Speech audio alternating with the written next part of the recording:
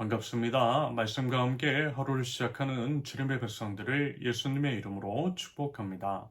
하나님께서 오늘 우리에게 주신 말씀은 요한복음 4장 43절에서 54절까지입니다. 이틀 뒤에 예수께서는 거기를 떠나서 갈릴리로 가셨다.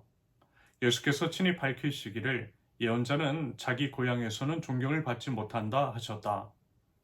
예수께서 갈릴리에 도착하시니 갈릴리 사람들이 예수를 환영하였다. 그들도 명절을 지키러 예루살렘에 갔다가 예수께서 거기서 하신 모든 일을 보았기 때문이다. 예수께서 또다시 갈릴리 가나로 가셨다.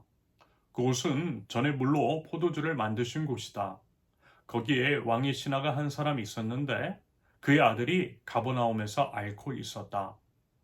그 사람은 예수께서 유대에서 나와 갈릴리로 들어오셨다는 소문을 듣고 예수께 와서 제발 가버나움으로 내려오셔서 아들을 고쳐주십시오 하고 애원하였다.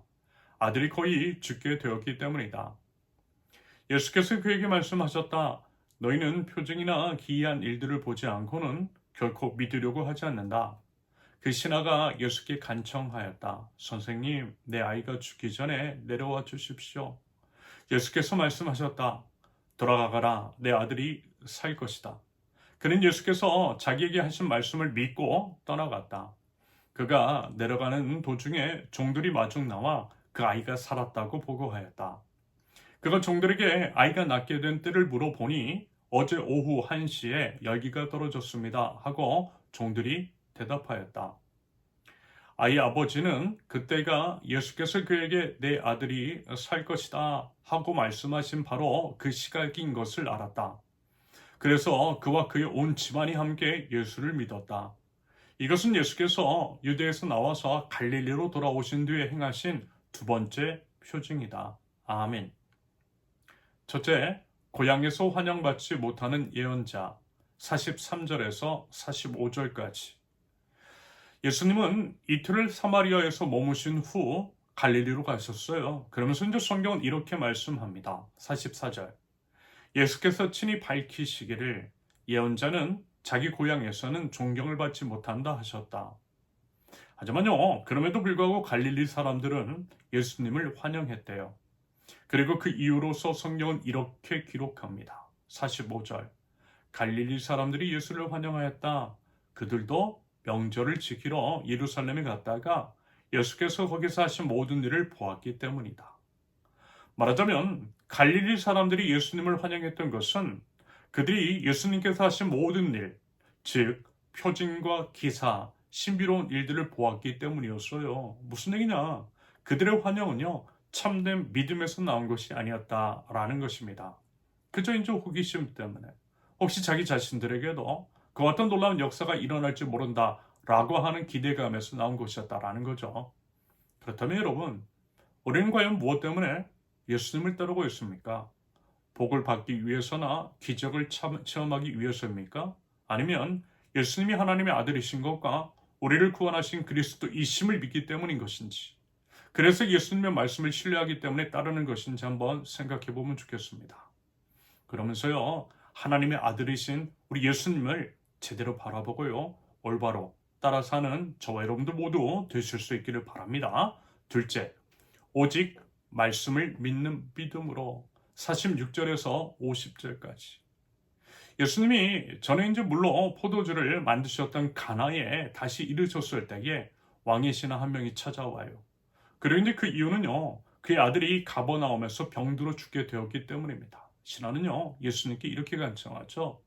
47절, 제발 가버나움으로 내려오셔서 아들을 고쳐주십시오. 그러자 예수님께서 이런 말씀을 하세요.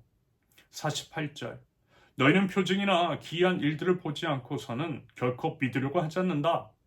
말하자면 꾸짖으신 거예요. 예수님은 표징이나 기이한 일들, 겉으로 드러나는 현상에 의존하는 믿음의 한계, 그 한계를 지적하고 계시는 것입니다.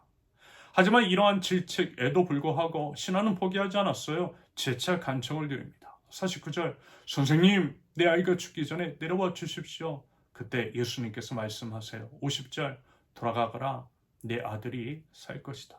그런데요, 참으로 놀라운 것이 뭐냐면 그 신하가 예수님의 그 말씀, 이 말씀을 믿고서 떠나갔더라는 것입니다. 여러분, 예수님은 가버나움으로 내려가지 않으셨어요. 아이에게 손을 얹지도 않으셨어요. 어떤 행동도 하지 않으셨어요. 오직 말씀만 하셨습니다. 그리고 이제 신하는요, 표징을 보지도 않고 오직 말씀만을 믿고 갔더라는 것입니다. 좀 전에 예수님께서 꾸짖으셨던 것과는 반대로 아무것도 보지 않았음에도 불구하고 그 신하는 예수님의 말씀에 오직 믿음으로 반응하여 떠나갔더라는 거죠. 여러분, 이게 바로 믿음입니다. 믿음의 성숙인 거죠. 처음에는요, 눈에 보이는 것, 경험할 수 있는 것들을 구해요. 하지만 성숙한 믿음은 하나님의 말씀 그 자체를 신뢰합니다. 보이지 않아도, 느껴지지 않아도 주님의 말씀은요, 여러분, 그것으로 충분하다라는 거예요. 여러분, 부디어 그 믿음을 보일 줄 아는 믿음의 백성, 저와 여러분들이 줄 수 있기를 바랍니다. 셋째, 말씀의 능력. 51절에서 54절까지. 예수님의 말씀을 믿고서 신하가 이제 가버나움으로 내려가는 중에 신하의 이제 종들이 마중 나와서요, 그 신하에게 아이가 살았다라고 그렇게 이제 보고를 합니다. 그러면서 이제 아이가 낳게 된 때를 묻자 종들이 대답하죠. 어제 오후 1시에 열기가 떨어졌다라고 말입니다. 그러자 그 신하, 그 아팠던 아이의 아버지는 깨달은 거예요. 예수님께서 말씀하신 바로 그 시각이었다라는 것을 말입니다. 무슨 얘기냐면 예수님의 그 말씀 한마디로 아이가 즉시 치유되었다라는 것입니다. 그리고 그 결과는 무엇이었어요? 그 신하와 그의 온 집안이 함께 예수님을 믿었대요. 한 사람의 믿음이 온 가족의 구원으로 이어졌던 겁니다. 말씀을 믿고 순종한 그 한 사람을 통해 하나님의 영광이 나타났고요. 그것을 본 가족들이 모두 믿게 되었다라는 것입니다. 맞아요, 여러분. 우리의 믿음이라는 것은요, 그저 이제 개인에게만 머물러 있어서는 안 되는 것입니다. 한 사람의 믿음과 한 사람의 순종이 가정 전체를, 교회 전체를, 직장과 학교, 공동체 전체를 변화시킬 수 있어요. 우리의 믿음이 그래야만 한다라는 것입니다. 부디어 우리의 믿음이 그럴 수 있기를 바랍니다. 바라기는 겉으로 이제 드러나는 현상이 아니라 오직 우리 주님 말씀하신 것을 믿고 또 그것을 행함으로써 하나님의 역사를 경험하고 그것들을 통해 우리가 이제 속한 공동체를 주님께로 인도하여 하나님께 영광을 올려드리는 주님의 백성들, 저와 여러분들 모두 되실 수 있기를 예수님의 이름으로 축원합니다. 함께 기도합니다.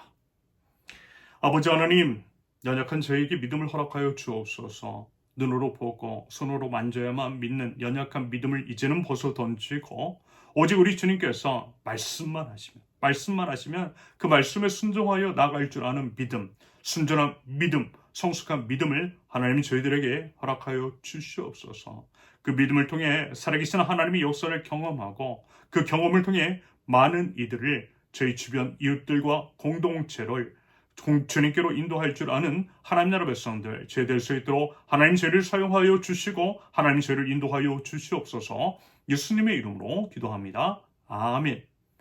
하나님께서 오늘 주신 말씀과 각자의 기도 제목을 놓고 우리 잠시 기도합니다.